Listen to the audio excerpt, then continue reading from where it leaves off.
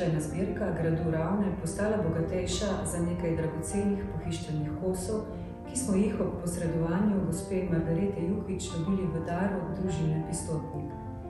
Največja draž je zagotovo izpričana provinjenca, ki pohištvo povezuje z zadnjimi plemiškimi lastniki gradu Ravne, grofi Turn Valsasin.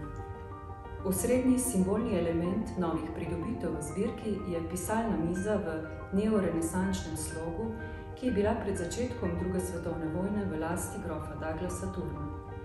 Po vojni je bila, skupaj z drugimi manjšimi kosi, dolga desetletja v lasti družine Saše Aleksandra Gracijanskega, visokega strokovnjaka v železarni Ravne. Grajsko pohištvo, pisalno mizo, 3 fotelje in taburet je inženirju Gracijanskemu podaril takratni direktor železarne Gregor Klančnik kot poklon dobremu strokovnjaku. Družina je živela v hiši na Prežihovi ulici 13, kjer je danes optika Brumen.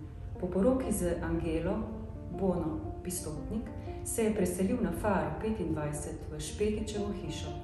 Mizo je Saša Gracijanski uporabljal, stala je v dnevnem prostoru, po njegovi smrti pa je ni uporabljal nihče več.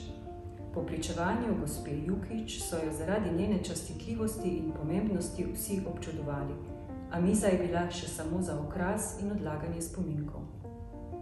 Bona me je nekoč, ko se je že oglašala bolezen, prosila, da po njeni smrti poskrbim, da pride pisalna miza s foteljema nazaj na Ravenski grad. Obljubo Boni sem po nekaj desetletjih skupaj z Markom Pistotnikom uresničila in častitljiva grajska pisalna miza je še za ostalimi kosi pohištva našla pot domov med grajsko pohištvo na Turnov grad, je še dodala gospa Margareta Jukić.